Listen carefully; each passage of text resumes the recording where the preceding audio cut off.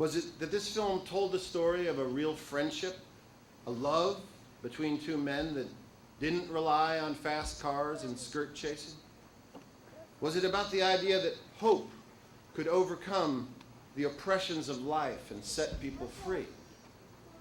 Or was it that the film gave life to all those lessons in our various religions about forgiveness and compassion and transcendent redemption, and provided the possibility to us that these elusive concepts can be truly felt and practiced in our everyday lives? I don't know. I would like to believe that our better selves are desperate for stories that embrace the true nature of forgiveness and understand that Christ at Calvary spoke his last words of compassion on earth to two convicted felons. I do believe that there are countless hearts around this world that are open to love and forgiveness, and that when fairness and justice may fail us, that we can always count on the miracle of the human heart to deliver us. I had the good fortune and privilege in 1995 to meet a woman, a Catholic nun, that made me not only forgive all the Catholic nuns that had wrapped my knuckles, made my life miserable in grade school, but also opened my eyes to the deeper mission of what it is to be a person that has dedicated their life to the life and lessons of Jesus Christ. Sister Helen Prejean had written a book called Dead Man Walking that told of her experience with death row inmates in Louisiana. In the book, she talks honestly about the dilemma she encountered as she took on the role of spiritual advisor to prisoners about to die at the hands of the state. She talks about the outrage she faced from the families of the victims of the men she was counseling and the guilt she felt from this. She talks about her struggle to come to terms with the crime that the inmate she was advising had committed.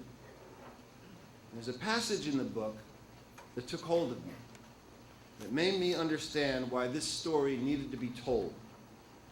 And it was this: every man is worth more than his worst day. Every man in prison today is in there for his weakest moment, his gravest mistake, his lesser self, a moment, a failing, a misguided path he chose to follow. In writing this, Sister Helen wasn't making excuses or trying to advocate for an inmate's release. She was simply reminding us that there are human failings, however brief, that result in lasting consequences, and that these moments of failings should not be the true and entire representation of the man.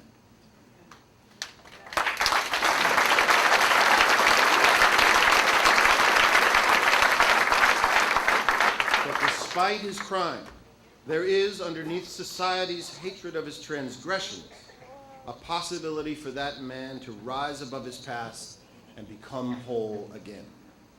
That every man is capable of rising up to his better self and defining himself not by his moment of weakness, but by his dedication to his strength and his commitment to change.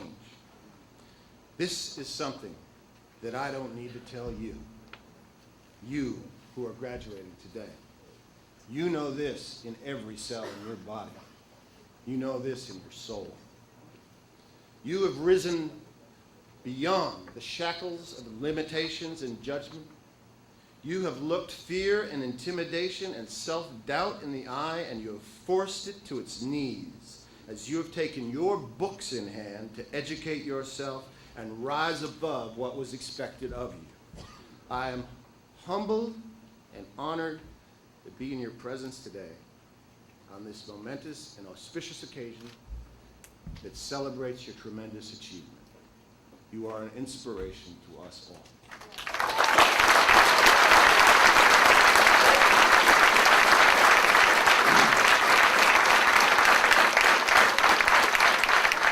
This isn't a graduation ceremony of kids that have been entitled with their achievement by the ordinary and obligatory idea that higher education is the birthright of the wealthy.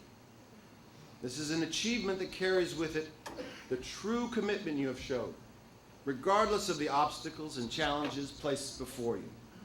This is a college education that is truly earned without the frills of frat rushes and homecoming football games and keg parties. An education that is wholly an education and not an idle 4 years distraction.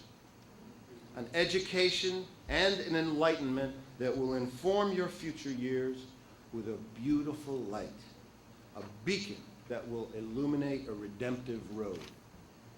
That piece of paper you hold in your hands is pure light, an acknowledgement of how truly unique and special you are. That piece of paper represents your unbridled power, your limitless potential. You have the power now to change lives by your example, to protect those that might fall, and to lift up those that have fallen.